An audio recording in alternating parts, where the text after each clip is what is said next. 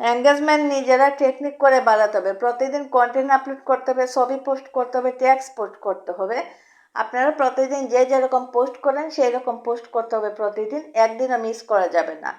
2 number হচ্ছে time maintain করে যে আমরা ভিডিও তৈরি করি, সেটা হচ্ছে অনলাইনে আগে দেখতে হবে কতটুক পর্যন্ত অডিয়েন্স অ্যাক্টিভ আছে।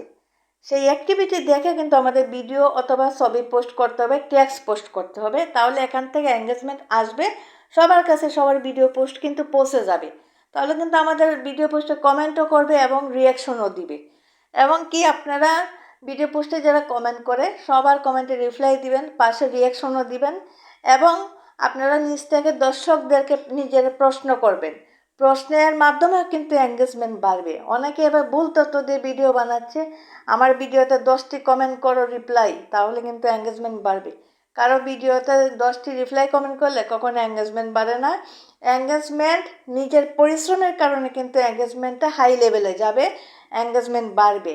ফেসবুক মেটা এবং অ্যালগোরিদম কিন্তু সবসময় চায় প্রতিটি কন্টেন্ট ক্রিয়েটর যেন উন্নতি লাভ করে, ফেসবুকে কাজ করে। তো আপনারা সবসময় চেষ্টা করবেন ভুয়া ভিডিও থেকে দূরে থাকার জন্য। নিজের চেষ্টায় আপনারা প্রতিটি কন্টেন্ট ক্রিয়েটর এঙ্গেজমেন্ট বাড়ানোর চেষ্টা করবেন। কারো ভুল পরামর্শে কখনো কোনো ধরনের সেটিংস অথবা কোনো ধরনের বড় আইডিতে ফার্স্ট কমেন্ট করেও আপনারা এঙ্গেজমেন্ট বাড়াতে পারবেন না। নিজেরা অ্যাক্টিভিটি থেকে প্রতিদিন আপনারা অরিজিনাল ভিডিও দিবেন এবং এআই ভিডিও থেকে আপনারা একটু বিরত থাকবেন। এআই ভিডিও থেকে বর্তমানে ইনকাম কখনো হয় না, অরিজিনালভাবে ফেসবুকে সবাই কাজ করবেন।